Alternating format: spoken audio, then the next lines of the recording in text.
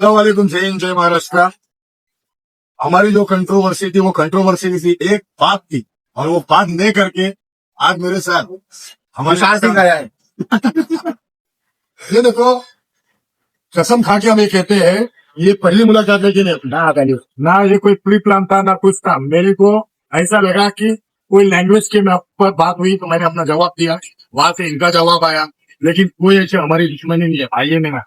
और बिहार यूपी के पवन भैया के हम लोगों के चाहने वाले जो हैं, जितने भी उनके फैंस हैं, मुझे पता है आप लोग अपने सीनियर्स की बहुत रिस्पेक्ट करते हैं, क्योंकि पवन भैया जिस मेंटालिटी के इंसान है, मुझे पता है उनके फैंस भी वैसे ही हैं। दोस्तों, कल अचानक से विशाल सिंह बाबा खान के घर पहुंच जाते हैं मुंबई में, जो कि विशाल सिंह और बाबा खान एक साथ होकर बहुत सारे बातें करते हैं, और विशाल सिंह और बाबा खान खाना भी खाते हैं, और खाना खाने के बाद पीते भी हैं। दोस्तों, बाबा खान और विशाल सिंह क्या पीते हैं आप लोग समझ सकते हैं।